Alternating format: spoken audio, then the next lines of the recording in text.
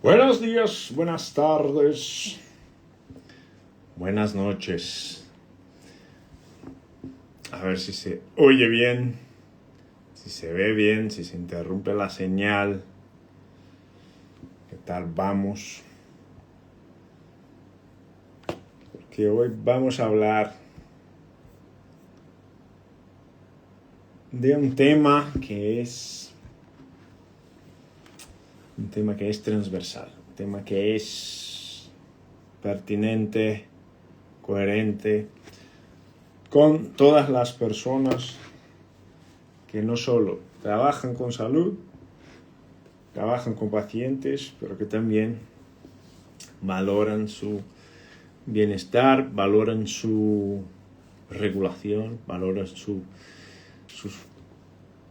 esto aquí lo tengo que fijar, valoran su buena regulación interna, externa, su buena modulación, que es el tema de la inteligencia emocional, ¿no? Y cuando hablamos de inteligencia emocional, esto es aún más actualmente con el tema de las redes sociales y todo esto. Es un tema que es cada vez más importante en la correcta, en la buena regulación de la salud física y de la salud mental, porque vais viendo por ahí gente totalmente descompensada por redes sociales, cosas que hace un par de años sería una barbaridad que se compartiera, que se viera en redes sociales, pero actualmente nos vamos dando cuenta de que hay mucha comunicación disfuncional entre las personas y muchos síntomas de problemas de regulación emocional entre las personas,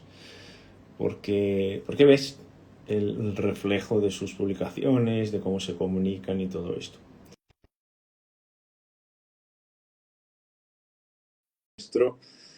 Nuestro experto, maestro Sebastián Darpa, que ya lo he visto aquí, ya he puesto aquí aceptar, que ahí está. ¿Qué tal, maestro? Hola, hola, ¿qué tal, Luis? ¿Cómo estás? Encantado una vez más de estar contigo y con tu hermosa comunidad para poder aportar nuestro granito de arena, un poquito de luz y, por supuesto, siempre optimismo y buena energía. Qué grande, qué grande. Bueno, bienvenido de vuelta. Estabas de viaje, ¿no? Sí, estuve de viaje, estuve en Italia, justamente en una formación, en este caso yo asistiendo a la formación con Richard Bandler, que es uno de los creadores de la programación neurolingüística, que es mi área de especialidad. Y justamente fíjate que estuve integrando nuevas competencias sobre neurohypnotic repatterning, que ya te contaré más en profundidad, pero básicamente es un trabajo con la mente inconsciente para poder hacer una reprogramación profunda de ciertos comportamientos o formas de pensamiento. Fantástico, fantástico. Queremos saber, porque el tema es denso, ¿no? El tema ahí es complejo.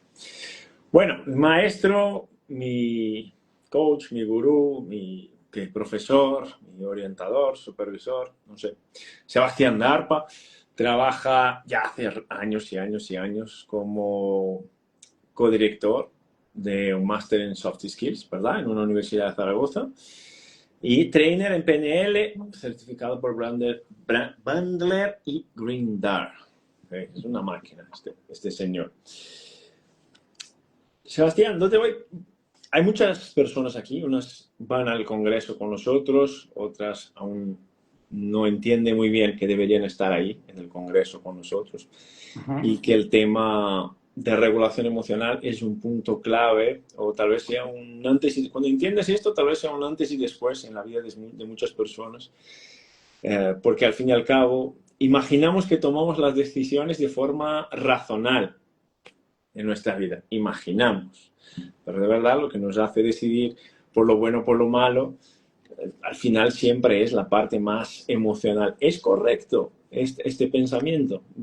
Cuando tenemos que decidir ahí quién gana la batalla o esta Bueno, forma. sí, sí, es correcto y eso es algo que ha demostrado la neurociencia y básicamente no únicamente hablamos de lo emocional, sino hablamos de lo inconsciente. Podemos decir aproximadamente que un 95% de nuestro comportamiento diario está dirigido inconscientemente. Eso muchas veces nos crea una falsa sensación de libertad y de opciones, ¿no? Pero al final lo que decide es la fuerte influencia de los programas inconscientes que están operando en nosotros. De ahí la importancia capital de lo que decías al principio. Creo que lo más caro que estamos pagando en esta vida es por la información que aún no tenemos.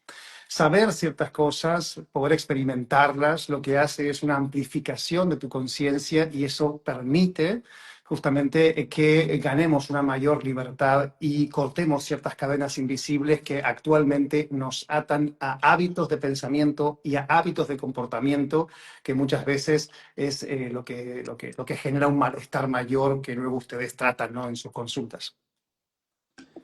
Yo voy apuntando, aquí tú me vas hablando, yo voy apuntando cosas aquí, pero soy tu alumno siempre, ya lo sabes. Eh, Sebastián, sabes que cuando tú hablas de regulación emocional, yo hablo de sistema nervioso, Ujú. y todo está conectado porque la regulación emocional al final es parte del sistema nervioso, ¿no? O sea del sistema nervioso consciente, sea del sistema nervioso subconsciente, pero es parte del sistema nervioso. Y nos hablas de hábitos. Hábitos es un tema complicado, ¿no? Cuando hablamos de hábitos, primero, yo me pongo otra vez. Entonces, Ujú. yo tengo por hábito en mi vida, me han enseñado así, por base familiar, por lo que sea, siempre la búsqueda de la información en concreto, de los números, de las matemáticas, de las fórmulas, de las cosas que se pueda palpar, medir, tangibles. Pero siempre tuve pendiente en mi vida de que esto no es todo. Hay más cosas, además de lo que es palpable, tangible, matemático, y que a lo mejor yo no conozco esto, y esto me genera respeto. Por no decir miedo, decir respeto. Vamos a ser conservadores. Esto al fin y al cabo es un hábito. El hábito de pensar que siempre las cosas que valen son las cosas en concreto, que, tangibles, que pueda medir, que sean matemáticas. Es un hábito, ¿no? Que, que se adquiere o que lo agarramos ahí cuando, imagino yo, cuando somos niños o niñas o en alguna fase importante de la vida. ¿Qué tan importante es este modelo de creación de hábitos? O sea, de hábitos en este contexto, hábitos de una buena regulación emocional, hábitos de vida. ¿Qué tan importante es esto en la formación de nuestra personalidad, por ejemplo? Bueno, esto no solamente es importante, es crucial y aquí debemos tener en cuenta los primeros 7 años de nuestra vida, que es un periodo de tiempo que generalmente nosotros como niños estamos en un estado de inconsciencia, aceptando e integrando todos los modelos del mundo que están a nuestro alrededor. Es posible que en una temprana edad una persona aprenda, por ejemplo, a ser extremadamente racional, porque eso tuvo una ganancia, eso tuvo una especie de implicación emocional positiva, es decir, cuando yo pensaba de forma racional, cuando hacía ciertas cosas, eso tenía una ganancia para mí y de ahí se forma un hábito de pensamiento, una forma de estar en el mundo, que no tiene nada de negativo, ni muchísimo menos, simplemente es un aprendizaje. Desde el punto de vista de la PNL, todo es aprendizaje y reaprendizaje. Cuando nos damos cuenta, en este punto, como tú dices, de que tienes esta forma de pensar y de estar en el mundo, lo bueno es comenzar a hacerse preguntas. La calidad de nuestra vida está estrechamente relacionada con la calidad de las preguntas que somos capaces de hacernos. Cuando nos hacemos buenas preguntas, en caso, por ejemplo, una buena pregunta es, ¿realmente mi personalidad es una personalidad aceptada o es una personalidad elegida? Y generalmente la respuesta es que es aceptada, pero no es elegida. Muchos componentes de lo que llamamos nuestra personalidad son simplemente facetas de nuestra vida que hemos ido aceptando y hemos ido validando según los modelos que estaban a nuestro alcance. Lo cierto es que llega un punto en la vida en el que uno debe preguntarse, ok, quizás esta forma de pensar o de sentir o de actuar me está creando una limitación. Necesito hacerme una pregunta acerca de cómo puedo reconfigurar esto que llama personalidad. La personalidad no es la persona. La personalidad es un sistema adaptativo. Y yo creo que te encanta este tema, porque como seres humanos tenemos esta tendencia adaptativa, natural, que es algo producto de nuestra propia evolución humana. Pero en esa adaptación hemos adquirido muchos hábitos que hoy en día son perjudiciales, son contraproducentes y básicamente son la fuente del malestar. Mira, decía Borges que la vida es un viaje y vamos a morir emprendiendo ese viaje, con feliz o con amarga fortuna. Ahora, ¿cuál es la diferencia entre una vida que es transitada de forma feliz o de forma amarga? La gente podría pensar, la diferencia son las circunstancias que te tocan en la vida. Y yo, con una contundencia categórica, puedo decir, no, no son las cosas que te toca vivir en la vida. Realmente es cómo tú aprendes a percibir eso, aprendes a reconfigurar eso, aprendes a entender que tu mundo perceptivo está generando una influencia total en aquello que es tangible. ¿Mm? Bueno, es increíble cómo en pocas frases, en pocos párrafos, me generas preguntas tal vez para 3 días de directo, ¿no? Ahora, ten en cuenta que una intención fundamental que tengo es cargar tanto tu mente consciente que eso me permita filtrar algunas frases a nivel inconsciente. Maestro, maestro, usted siempre nos cuenta historias, pero nunca nos explica su significado. El maestro dice, ¿te gustaría que te ofreciera fruta y la masticara antes de dártela? Bueno, evidentemente, si tú te quedas pensando sobre esto, tu mente consciente se queda ahí como, guau, ¿qué ha dicho? Y eso nos permite hablar directamente con la mente inconsciente, qué es lo que realmente me interesa. No solamente en este caso con la tuya, sino con la de las personas que están viéndonos y escuchándonos en este punto. Es fantástico, es fantástico. Porque, bueno, porque muchas cosas de lo que hablas, sin saberlo, cuadra con muchas cosas que hablamos dentro de esta mirada más, es lo que llamamos de mirada del águila, porque es una mirada ampliada respecto al concepto de salud. Entonces, cuando dices en los primeros 7 años, yo suelo decir en nuestras formaciones que donde tienes que cuidar más la formación del niño o de la niña son los primeros 7 años, porque hay muchas conexiones, muchas estructuras, muchas percepciones empiezan ya a darle forma a cómo serás a los 15, a los 20, a los 25 y a lo mejor para cambiar esto después es bastante complicado. Se asumen muchas cosas ahí como verdad, que a lo mejor no sería una verdad absoluta, sería una verdad relativa o una experiencia que puede cambiar toda la vida de una persona. Y ahí están es un punto importante ahí el cuidado con el tema de los traumas, de los abusos y de todo esto, ¿no?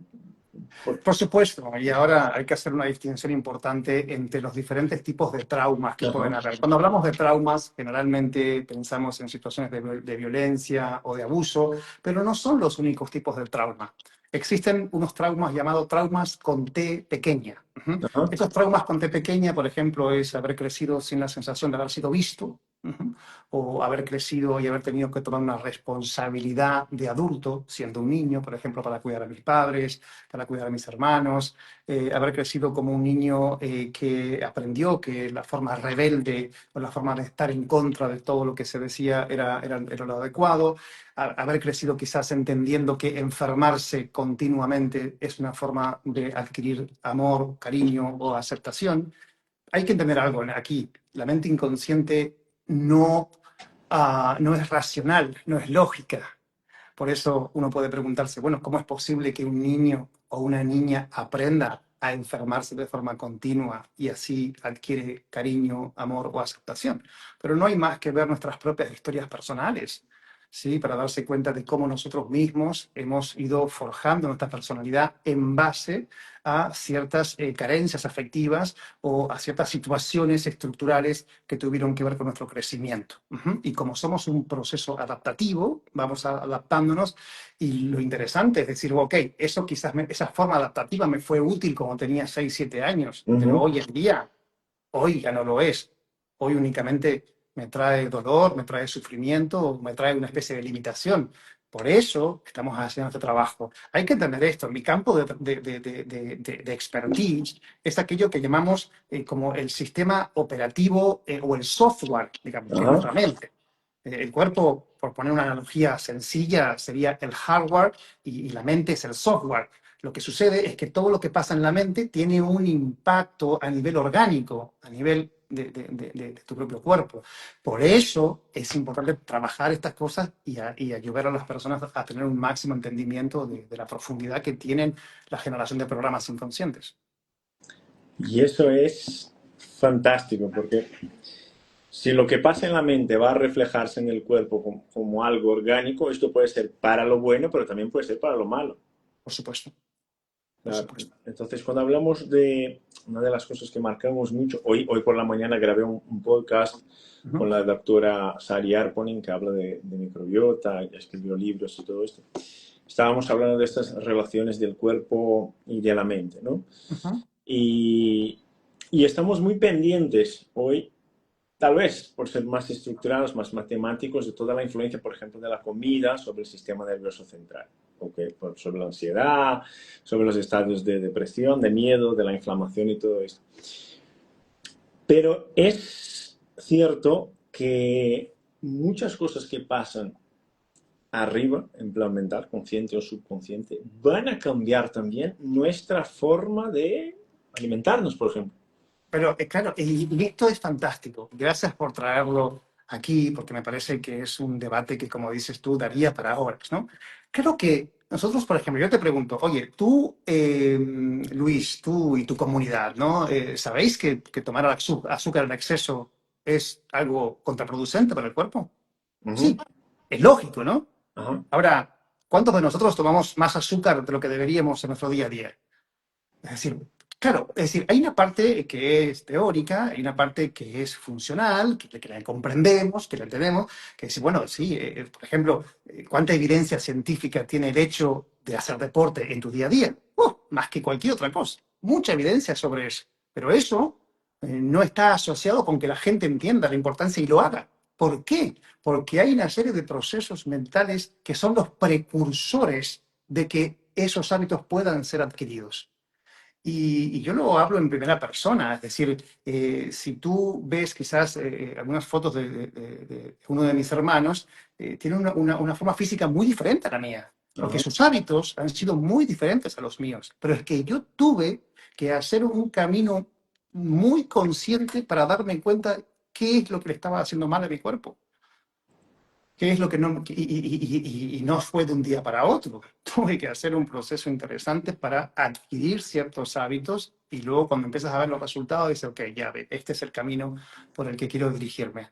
Pero uno tiene que desprenderse de su narrativa interna, de su historia personal. Uno a veces, fíjate lo que me dijo una vez una clienta, Luis, una clienta que estaba trabajando un tema de obesidad. Me dice, Sebastián, es que yo, la única luz que he encontrado en mi vida es la luz de la nevera cuando acudo a ella por la noche. Wow.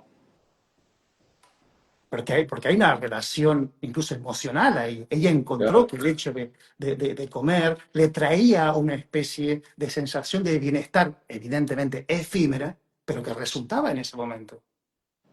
Ahora, por eso es apasionante, ¿no? El tema y cómo en el Congreso, que me parece una oportunidad maravillosa para todos estos profesionales, cómo podemos aunar, ¿no? Todos esos hábitos maravillosos, ¿no? De cómo alimentarnos, de cómo hacer ejercicio físico y también cómo tener una higiene mental, cómo Ajá. tener una especie de cuidado interno, un cuidado Claro. emocional importante. Sí, sí. Claro, esto es clave. Sabes que una de las principales quejas de los alumnos que tenemos, de los profesionales de la salud en general, es el compromiso del paciente con las pautas terapéuticas. Ujú. Yo le pido que haga esto, pero es que me resulta imposible porque no cumple con nada.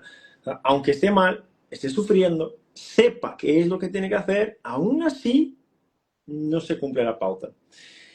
Y eventualmente lo que hacemos es seguir insistiendo para que cumpla. Pero mira, tienes que hacerlo, tienes que concienciarte.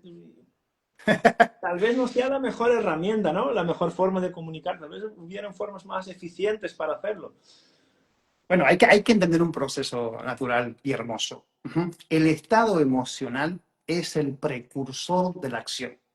Es decir, según como yo me sienta, según como yo me perciba, voy a tomar ciertas oportunidades, tomar ciertas acciones o no lo voy a hacer. ¿Qué Ujú. sucede? Claro, yo voy a una consulta y me dicen tienes que hacer esto, lo otro. Luego yo no me doy cuenta de que me salgo de la consulta y llego a mi casa. Y en mi casa inconscientemente tengo anclajes, tengo asociaciones que me llevan a un estado emocional pobre de recursos. Desde este estado emocional yo no puedo tomar acción porque mi energía está baja, mi diálogo interno se activa y mi enfoque se va a aquellas cosas desagradables. De ahí la importancia de decir, ok, bien, necesito entonces entender que la calidad de mi vida está estrechamente relacionada con la calidad de mis estados emocionales. Necesito generar estados emocionales de alto rendimiento que hagan que yo me perciba como una persona que se cuida, que es sana y que sigue ciertas pautas en beneficio de su salud. Estados emocionales pobres de recursos. Sí. Eso es fantástico.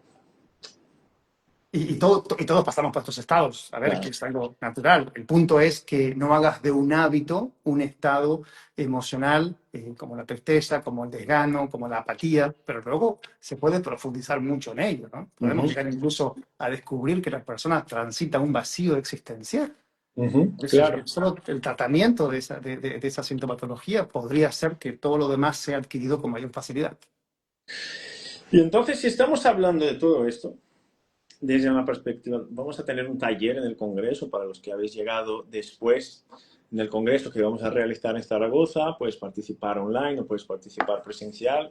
Si no estás suscrito, escribe aquí Congreso y te enviamos la invitación para que puedas participar. Esta máquina, mi maestro, el profesor Sebastián Darpa, va a estar ahí con nosotros con un taller de inteligencia emocional que estará fantástico. Eh, ¿Cuál es el primer paso, maestro, para entender? Porque has dicho, al principio yo lo apunté aquí, las preguntas que somos capaces de hacer. Entonces, es decir, para hacer una pregunta yo necesito reconocer un entorno, un ambiente, una necesidad, ¿no? Y para que yo pueda reconocer esto y reconocer a partir de ahí cuáles serían mis estados emocionales pobres de recursos y mis estados emocionales de alta performance, ¿cómo hago para empezar a reconocer esto? ¿Cuál sería el primer paso? Una cosa esencial que me gusta compartir es que nosotros, a partir de, por ejemplo, de estos directos y de lo que hacemos generalmente en nuestra vida dando formaciones, es que nosotros damos agua, pero no damos sed. Ajá. Es decir, la persona necesita tener la sed de la curiosidad, la sed de entender que puede amplificar su conciencia, de que puede vivir una vida con mayor bienestar, con mayor libertad, que puede tener pues mejores resultados, que no tiene por qué abocarse a vivir una vida que en cuanto a la salud, por ejemplo, sea mediocre, o en cuanto al trabajo que realiza sea mediocre, o en cuanto a las relaciones personales sea mediocre. Entonces uno necesita activar un fuego interno, una sed, y esa sed lleva a preguntarnos y a ser totalmente, a no hacernos trampas al solitario en este contexto. Si yo, por ejemplo, siento tristeza profunda, es bueno conversar sobre ello, sin Ujú. no intentar taparlo. Una gran pregunta, mira, para toda la comunidad, ¿vale? Y luego podemos hablar sobre esto. ¿En qué área de tu vida ¿En qué área de tu vida estás diciendo que sí cuando en realidad quisieras decir que no? ¿En qué área de tu vida hay un no que quiere surgir y tú terminas como empujándolo hacia abajo, reprimiéndolo y terminas diciendo que sí a ciertas cosas? ¿Ok? Eso, por ejemplo, podría ser un comienzo, detectar en eso. Y luego hacerse otra pregunta y decir, bueno, ¿cuáles son realmente las consecuencias de mi incapacidad para decir que no? Ujú. ¿Y en qué momento de mi vida yo aprendí una narrativa en la cual debía decir que sí a lo que sea que fuere? Entonces, la PNL y el estudio de la inteligencia emocional y el trabajo con soft skills, lo que permite es una mayor libertad. Una libertad que comienza internamente y que luego se refleja en las diferentes áreas de la vida de la persona. Fantástico. Y es que se apagó la luz aquí, ahora volvió la luz. Esto pasó, me pasó igual cuando estaba haciendo el podcast. Se cayó la luz y volvió. Está muy bien. Lo mejor que ha sido cómo has mantenido tu estado emocional pleno de recursos. Eso no se ha notado y simplemente has seguido, ¿no? Pero bueno, esto no es un dato menor, ¿no? Es la demostración de que hay algo, es una regla para mí en la vida. Prepárate para nada, estate listo para todo. Ujú. Prepárate para nada, estate listo para todo. Las Eso cosas yo lo simplemente apunto. surgen. Sí. Esta la apunté de la formación que hicimos en Zaragoza. Esta la apunté. Entonces, fijaros, máquinas, chatos, para los que estáis en el chat. Ya vale reflexionar respecto al tema, ¿no? ¿En qué áreas estoy diciendo que sí, cuando debería estar diciendo que no? Sí, o puede ser al revés, ¿eh? O puede ser en qué área estoy diciendo que sí, cuando o sea, o que no, cuando en realidad quisiera decir que sí. Puede ser, el Ajá. tema es qué estoy reprimiendo, qué no estoy abordando. Ujú. Sí. Y esto, maestro, desde tu experiencia, por ejemplo, tú tienes experiencia de mirar esto en la comunicación subconsciente, en la Ujú. mímica facial y todo esto. Yo veo más fácil cuando se manifiesta. Pero yo veo, por ejemplo, en el tema de identidad profesional, muchos profesionales de la salud, que es mi contexto, que les gustaría hacer un cambio, por ejemplo, incorporar Sí, nuevas herramientas, incorporar nuevas estrategias de comunicación, de tratamiento, de lo que sea, y que eventualmente no son capaces de hacerlo, o por miedo o por dificultad de dar un paso adelante o por dificultad de cumplir con... Yo comenté otro día en un directo que estaba haciendo, una mentoría que estaba haciendo, yo les comenté, si la persona que te ayudó a empezar hoy es la que te impide de avanzar, es tiempo de dejarla. Y a muchos les pasa que como yo empecé contigo, te llevo por toda mi vida junto conmigo, aunque ahora seas la persona que me está impidiendo de avanzar. ¿Ves esto a menudo en las formaciones que impartes? Es decir, personas que les gustaría hacer un salto o un cambio de carrera, de profesión, de forma de actuar y algo les impide. totalmente, totalmente. Mira, y tengo una frase perfecta que te encantará apuntar, porque está muy relacionada con esto, ¿no? Y lo que veo profundamente. En este caso, ¿no? En vuestro campo, tus pacientes van a llegar tan lejos como tú mismo seas capaz de llegar. Tener la capacidad, la flexibilidad para ampliar el rango profesional, entendiendo que quizás hay cosas que todavía no he incorporado en mi práctica diaria, porque simplemente hay sesgos cognitivos, hay ciertas creencias o hay experiencias pasadas que me impiden hoy en día abrirme a la posibilidad de algo mejor.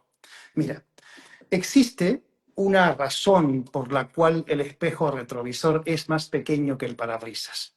El espejo retrovisor sirve para mirar un momento simplemente hacia atrás, pero no deberías estar mirando todo el tiempo hacia atrás, porque lo importante es lo que está sucediendo adelante de ti. Eso es lo que te permite comprender que hoy en día existen muchas metodologías, muchos modelos que podrían complementar lo que tú haces.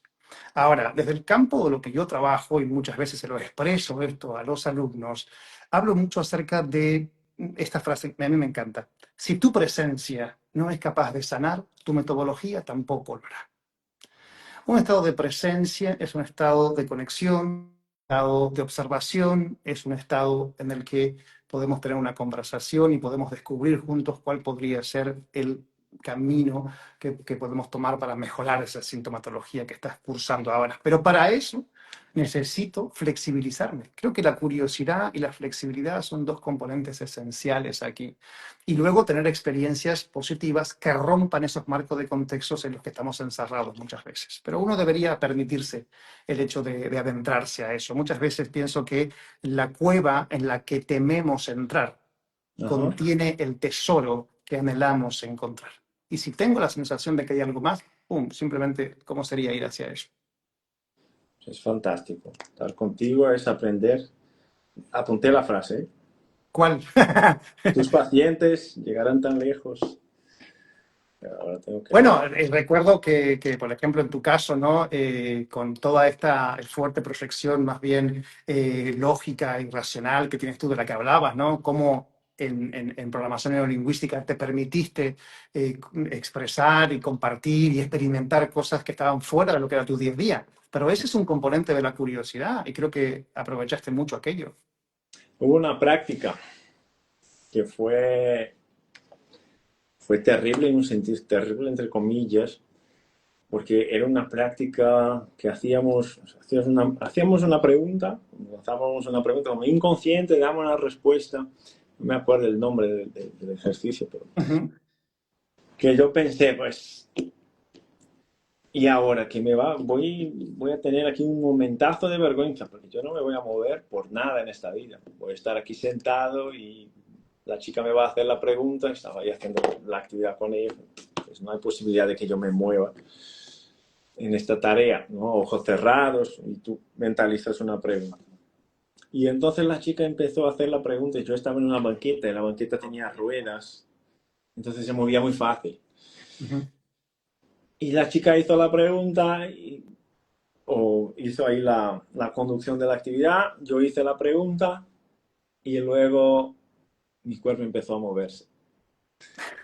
Y la banqueta empezó a moverse, fue, no es posible, no es posible Bueno, que esté hay que pasando. aclararle, hay que aclarar a la gente que se trata de una respuesta involuntaria, porque es una respuesta inconsciente, ¿no? No es que estaba pasando magia, ni brujería, Claro, ni estábamos haciendo un exorcismo de Luis en ese momento que se movía solo. Sino que, y de hecho, hay una cosa que me gustaría desmitificar, y es el uh-huh. hecho de los estados de trance o los estados hipnóticos. Tenemos mucho miedo a esta palabra, pero los estados de trance o estados hipnóticos o estados alterados de conciencia es algo completamente natural, completamente humano. Lo vivimos en nuestro día a día. Si no, Luis, dime si no has ido en algún momento conduciendo en algún lugar y de repente han pasado varios kilómetros y tú no sabías quién estaba conduciendo.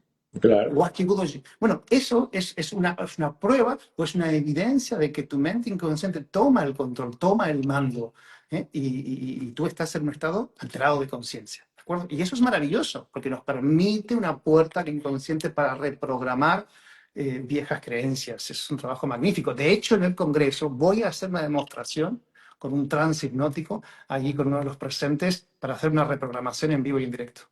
wow, esto será fantástico. No se lo pueden perder, de verdad os digo que es algo muy difícil de ver. Yo lo he aprendido directamente con los creadores de PNL y luego no es que lo he aprendido solamente, lo he modelado, lo he practicado y lo voy a hacer allí en el Congreso como una primicia para que lo pueda vivir una persona y los demás también vean cuál es el efecto rápido de esto. Eso es fantástico, esto es brillante. De hecho, estoy ansioso por tu taller ya. Pero esto me sorprendió mucho porque, claro, yo estaba abierto a la experiencia, pero me sorprendió un montón que de verdad hubo esta interacción. Mi cuerpo empezó a presentar patrones. Y fue fantástico, porque claro, es lo que tú dijiste antes, las preguntas que somos capaces de hacer. Ya hasta ahí no era capaz de hacerme este tipo de preguntas, porque no reconocía ahí un valor o algo que fuera importante para que yo pudiera seguir avanzando. Pero en este momento no solo me di cuenta de que era algo importante, como también era algo fundamental tal vez para muchos pacientes que yo tengo y que para poder comunicarme con ellos vendría bien aprender algunas herramientas potentes como la PNL, por ejemplo, para poder tener resultados clínicos más efectivos.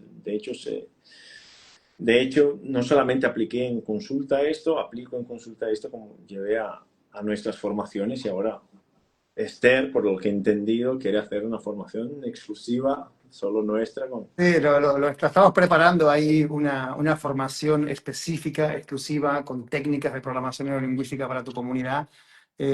Ojalá que lo saquemos adelante, pero sí, está pensado y estamos trabajando en ello. Pero va a ser una formación realmente 4 días intensivos de mucho trabajo, con mucha práctica y que, vamos, yo tengo la esperanza de que, boom, os va a volar la cabeza en el buen sentido de decir, wow, cuántas herramientas tengo a mi disposición a partir de ahora, ¿no? Y eso no quiere decir que dejes de hacer otras cosas, sino que complementas y tienes una caja de herramientas mucho más grande. Claro, como un complemento. Comprendo. Y bien, esto es fantástico. Maestro, hay un concepto que yo creo que cuadra muy bien. Cuando hablamos de dolor crónico, por ejemplo, yo te pongo en contexto y luego te dejo para que tú hables de los Ujú. fundamentos. Pero cuando hablamos de dolor crónico, en muchos casos, eh, el paciente se convierte en el diagnóstico. Entonces, yo sufro con dolor crónico, entonces dejo de ser Luis y empiezo a ser mi dolor, me convierte en mi dolor. Yo tuve pacientes, por ejemplo, que cambiaron la foto de su Instagram, sacaron la foto de la cara de Instagram y metieron la foto de una hernia discal. Y la persona dijo, mientras no desaparezca este dolor, esta foto seguirá siendo mi perfil. Yo soy esto hasta que esto no se revierta. Uh, Esto puede tener algo que ver con lo que dices de que el mapa no es el territorio. Es decir, esto puede ser algo aprendido, pero que de verdad hay más cosas dentro de esta persona que está sufriendo que se podrían poner en evidencia, por ejemplo, para construir un mapa más rico y enseñarle a esta persona a lidiar mejor con su situación desde la perspectiva de la PNL, por ejemplo. Sin duda, sin duda. Y qué bueno que es algún tema como este, porque cuando se presenta una persona con una sintomatología crónica, lo que buscamos es escuchar realmente qué es lo que esa parte de su cuerpo está comunicando o está expresando. Y realmente muchas veces es asombroso y es maravilloso cuando la persona puede incluso sacar el síntoma, colocarlo ahí enfrente. Ujú. Imagínate que colocamos una silla vacía simplemente y colocas ese síntoma ahí enfrente y tienes una conversación con ese síntoma. ¿De acuerdo? Y piensa esto, Luis, porque muchas veces puede pensar, bueno, qué friki esto. Soluciones reales necesitan de, o sea, problemas reales, perdón, necesitan de soluciones reales. Problemas imaginarios necesitan muchas veces de soluciones que son imaginarias. Uh -huh. Tener una conversación con el síntoma puede sacar una información fuertemente reprimida de muchos años. Porque eso que está ahí no es algo simplemente que me hace daño o está, es algo que quiere expresarse. Y cuando la persona se levanta de aquí y se coloca y asume los filtros perceptivos de ese síntoma, lo que puede salir ahí es maravilloso. Recuerdo perfectamente trabajar en un caso como este y cuando la persona se colocó en el síntoma y tuvo que tener la conversación con el que estaba ahí enfrente, le dijo, sí, pero tú no haces lo que realmente deseas hacer en tu vida. Tú estás reprimiendo esto y esto. eh, y fue muy mágico para la persona, porque pudo tener como una información mucho más amplia de la situación y dejó de pelearse con ese síntoma. Simplemente hubo un trabajo de aceptación y hubo un trabajo de ciertas modificaciones en su vida que atenuaron y finalmente hicieron desaparecer el síntoma. Con lo cual, todo síntoma realmente es comunicación. Es comunicación, desde el punto de vista de la PNL, todo síntoma es comunicación. Y poder tener un mecanismo para comunicarme con el síntoma, ciertamente puede ser, dentro del tratamiento holístico, ¿no? Puede ser un camino hermoso. Claro, y esta apertura para poder oír, ¿no? Para poder escuchar, para poder entender desde la perspectiva de la otra persona cómo ella se relaciona o con este pensamiento, con el síntoma o con esta situación. Yo creo que es una de las claves para un abordaje más integral, un abordaje más efectivo.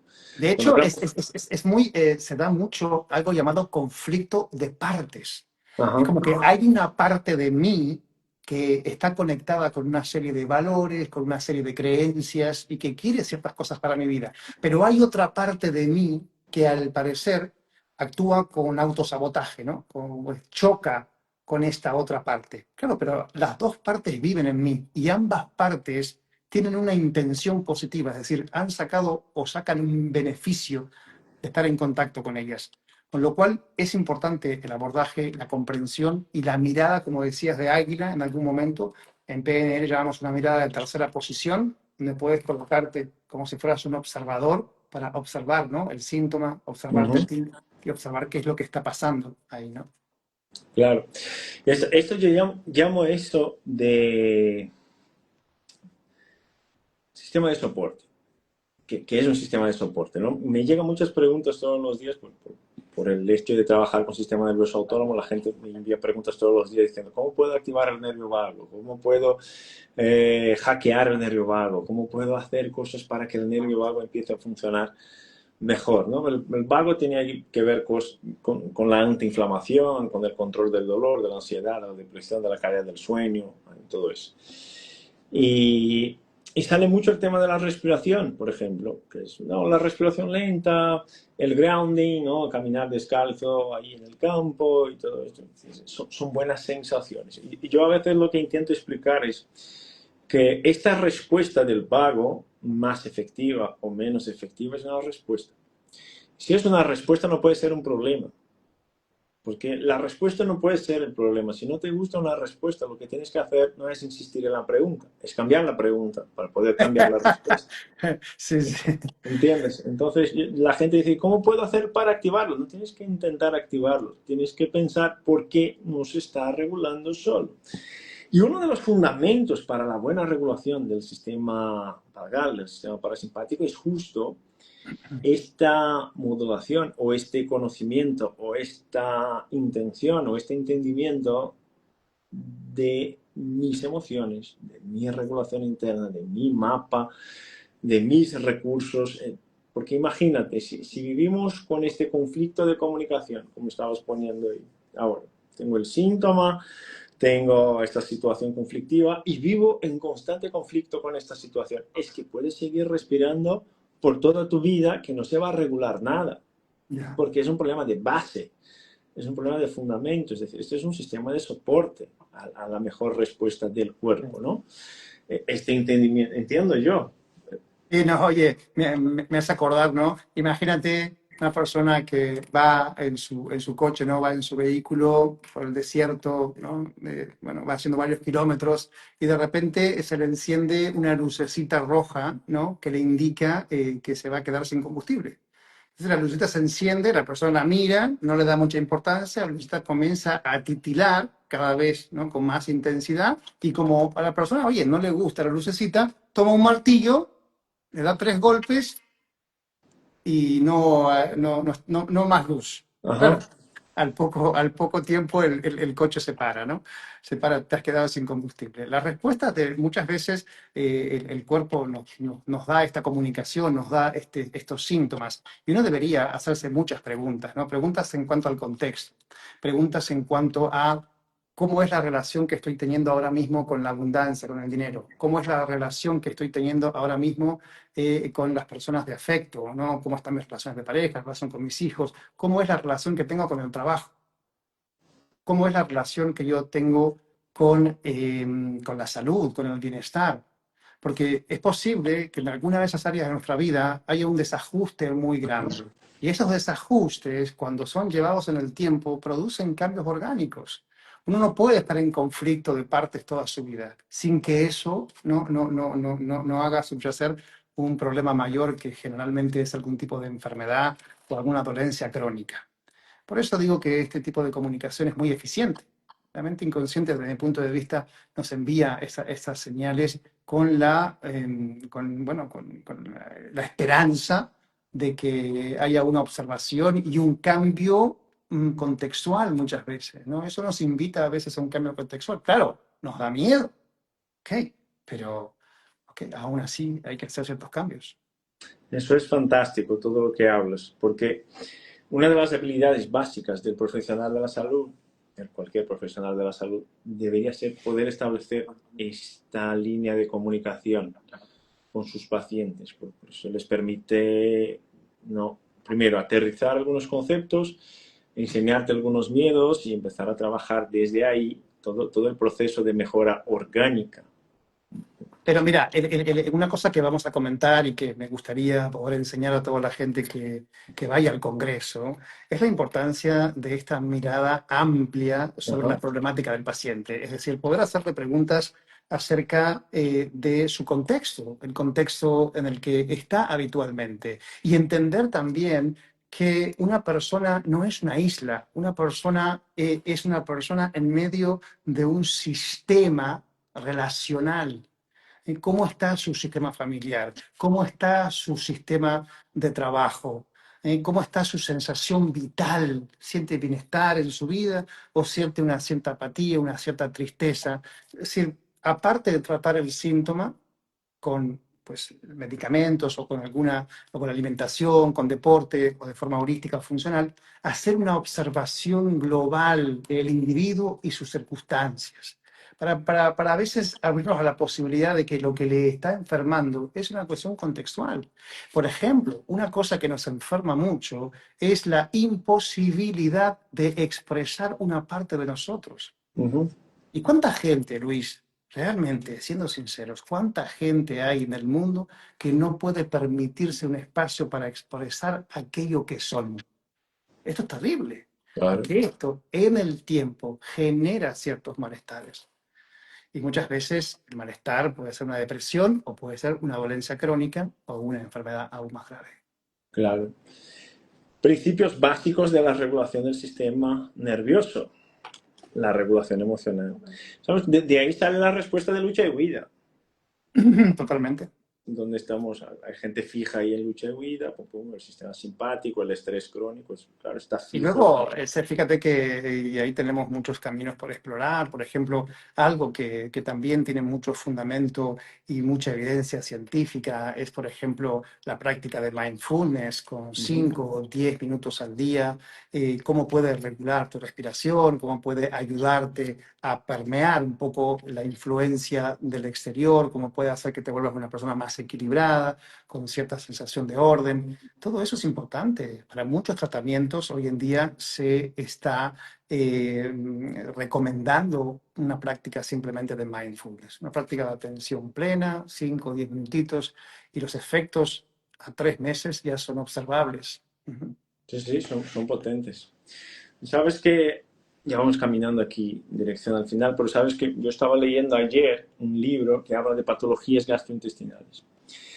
Y, y las patologías gastrointestinales, después de mucho tiempo, ahora se dividen en tres categorías. Problemas orgánicos, entonces, por ejemplo, hay una úlcera, hay problemas ahí en el tejido, haces una prueba, una endoscopia, lo que sea, y ves ahí una ulceración, ves un cambio ahí en el tejido.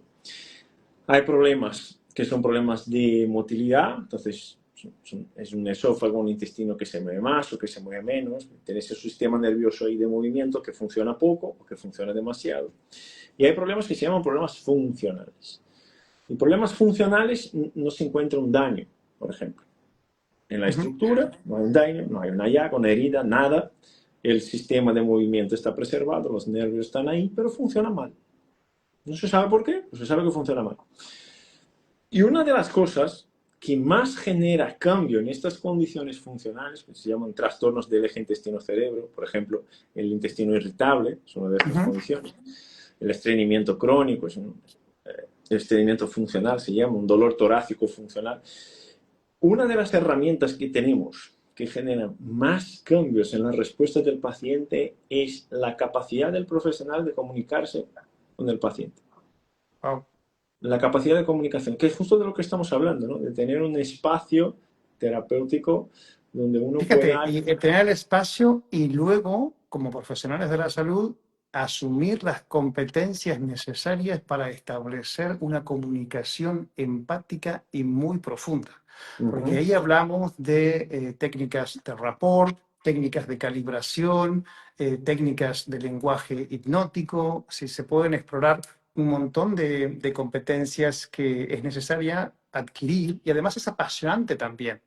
Sí, pero nos encanta, o a mí me encanta todo aquello que no podemos ver, oír o tocar, pero que tiene una influencia en nosotros, ¿no? En una ocasión a Luis Pasteur, que hablaba siempre del alma humana, ¿no? Sus alumnos estaban diseccionando unos cadáveres, ¿no? Y sus alumnos, a modo como de queja o de risa, les dijeron, pero profesor, hemos diseccionado ya más de 100 cuerpos y no hemos encontrado ni rastro de esto que usted llama el alma humana, ¿no?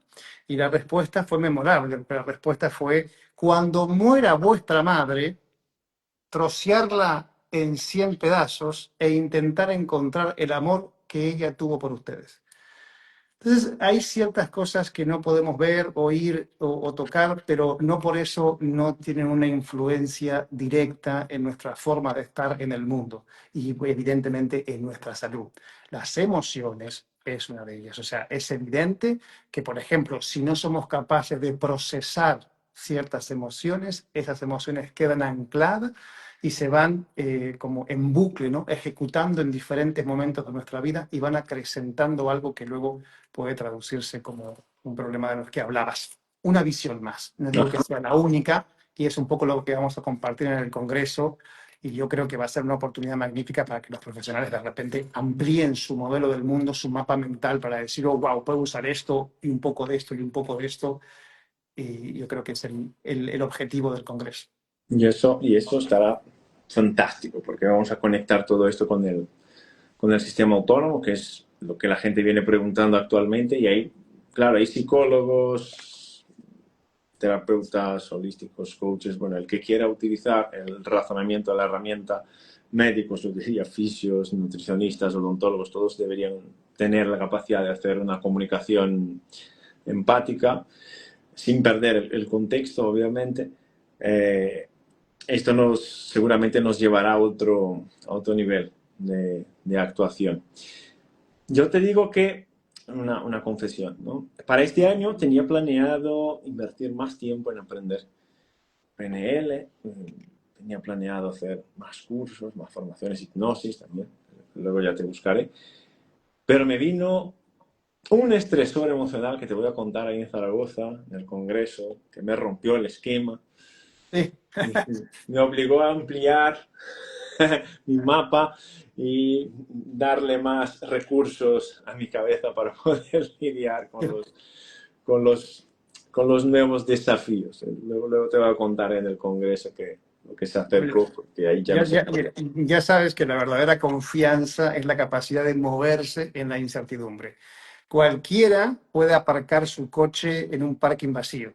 Realmente cuando tienes dotes de aparcar y de habilidades de conducir el coche es como tienes que aparcarlo en un espacio muy pequeño, ¿no? Y en la vida nos desafía. Yo no creo que haya cosa peor que las expectativas, ¿no? Las expectativas Ujú. es lo que más daño nos crea, pero también nos puede enseñar muchísimo de cómo adaptarnos a lo que es una expectativa. Claro.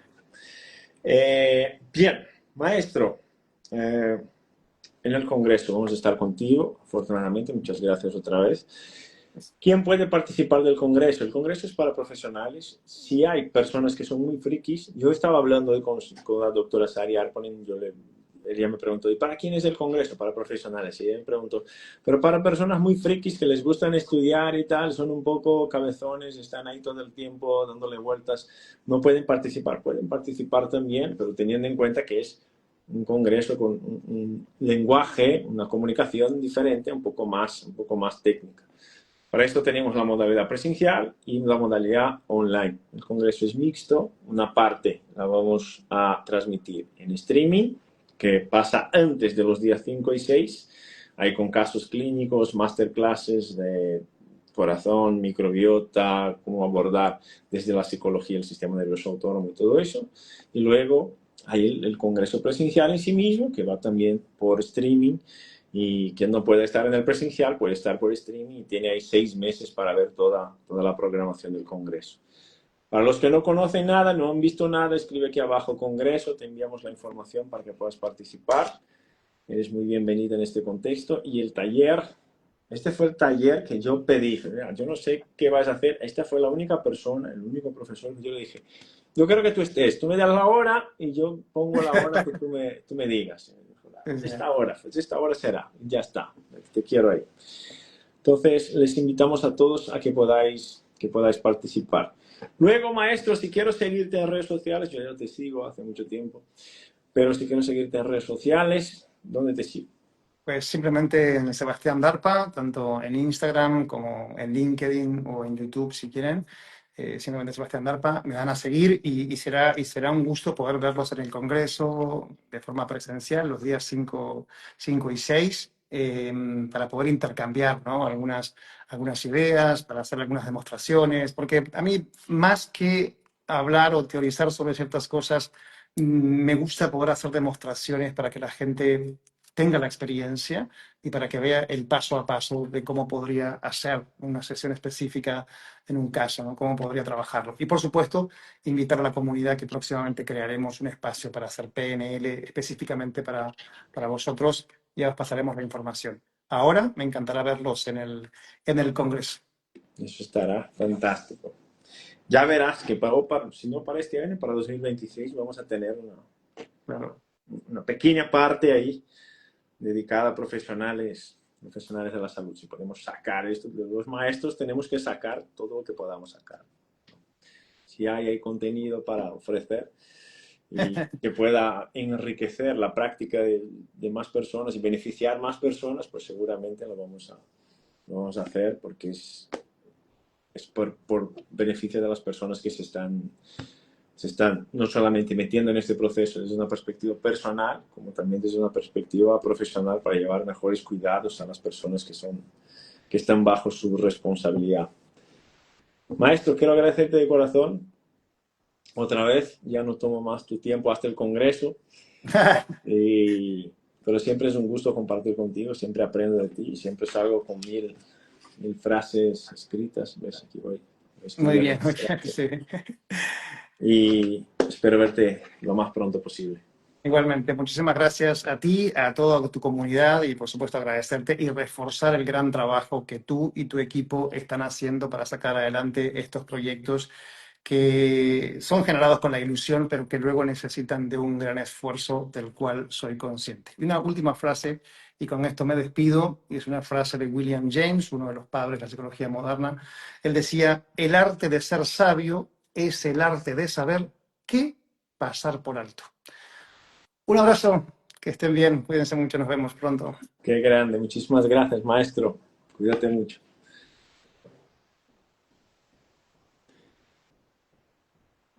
Muy bien, máquinas. Hemos tenido ahí nuestro conferencista, Sebastián Darpa. Si tenéis dudas del Congreso, podéis enviar las dudas o a nuestro soporte o a nuestro direct, enviarnos mensajes, lo que sea. Si queréis más informaciones del Congreso, les comento todos los temas que vamos a tener en el Congreso: abordaje al dolor crónico, al reflujo gastroesofágico funcional, vamos a hablar de longevidad y nutrición con el equipo de NESA, abordaje del suelo pélvico desde la perspectiva SNA y desde una perspectiva disruptiva, que lo vais a ver con Rocío, un abordaje neurofacial, donde vamos a trabajar temas de terapia manual, de fascios, de nuestro profesor Germán, el tema de trauma y estrés crónico lo vamos a trabajar también y sus desregulaciones en la vida adulta. El eje intestino-cerebro, vamos a hablar de microbiota, vamos a hablar de dolor crónico, pero de una forma mucho más detallada. Vamos a hablar en el día 2 de bruxismo, de dolor trigeminal, nuestro taller de inteligencia emocional. Regulación neuroinmune, también vamos a hablar con Antonio Valenzuela. Luego vamos a hablar de post-COVID, vamos a hablar de envejecimiento, vamos a hablar de liderazgo, vamos a hablar de nervio vago, de sistema inmunitario. ¿Vale? Es decir, es un congreso amplio porque la salud necesita de esta mirada ampliada. Nuestros pacientes lo necesitan para poder obtener resultados y un diagnóstico, sobre todo un diagnóstico más preciso, ¿no? Si queremos trabajar con medicina de precisión, es lo que tenemos que hacer. Y muchas veces las personas me preguntan, ¿cómo hago para activar el vago? Para activar el vago tienes que entender por qué el vago se desregula. Para activar el sistema parasimpático tienes que entender por qué el sistema parasimpático se desregula. Porque lo que hemos dicho ahora es verdad. Si estamos con un problema gastrointestinal que está generando una modificación del vago o un problema del sistema central de regulación emocional que está modificando la actividad del vago, respirar no te va a resolver la vida. Porque la respiración va a resolver problemas que estén relacionados al sistema de respiración. No es tan difícil entenderlo, ¿verdad? Entonces, cuando entendemos como profesionales o como frikis, que somos estudiosos, cómo podemos identificar dónde están los diferentes compromisos o las diferentes disfunciones del sistema, somos más eficientes en poder actuar bajo estas condiciones, ¿no? Entonces ahí tengo el problema, aquí voy a proponer la solución. Si no, estoy proponiendo una solución para un problema que no conozco todavía, ¿vale? Os va a ofrecer muchas herramientas para la práctica clínica sobre todo, pero una mirada disruptiva desde la neurociencia más moderna, desde una perspectiva totalmente científica. ¿Vale? Así que no os quedéis en duda, si no puedes estar en el presencial, que estés en el online, se queda disponible por 6 meses para que puedas mirarlo. Fran, la gente se conoce con quienes se rodea y tú lo estás rodeado de maravillosas personas profesionales con visión de águila. ¡Qué grande! Fran, muchísimas gracias.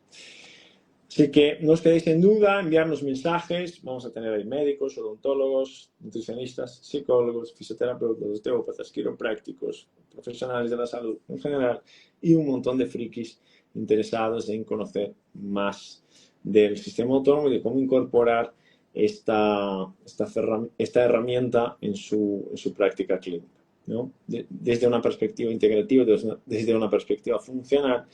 Si un profesional no sabe valorar el sistema autónomo, no se puede decir integrativo, no se puede decir funcional, porque el sistema autónomo es el sistema que modula todas las respuestas desde el suelo pélvico, pasando por la microbiota, por el páncreas, por el pulmón, por el corazón, hasta llegar a nuestro sistema emocional. ¿Ok?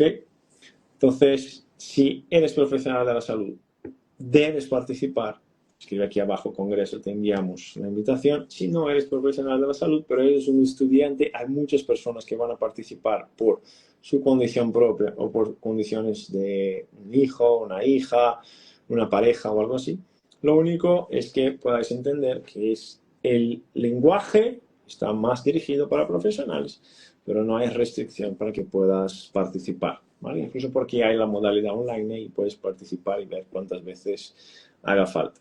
No es raro que tengamos en nuestras formaciones, en nuestros cursos, en nuestros congresos, personas que estén en búsqueda de una mejor solución para un problema personal o para un problema de una persona cercana que no encuentra soluciones con la red de salud disponible que tiene actualmente. ¿Vale? Sois todos bienvenidos. Mañana vamos a tener nuestro martes de SNA y vamos a hablar justo de esto, de cómo valorar el sistema nervioso autónomo y cómo entender si el sistema nervioso autónomo debería ser parte de mi proceso de valoración y cómo esto me podría ayudar desde una perspectiva clínica. ¿Vale? Mañana vamos a hablar de todo esto, cuáles son los síntomas, cuáles son las pruebas que podemos hacer, conclusiones que podemos sacar y posibles entendimientos que podamos tener con las diferentes clínicas de diferentes pacientes. ¿Ok? Les dejo un enseño abrazo a todos, un enseño abrazo a todas. Nos vemos pronto. Cuidaos mucho, chatos.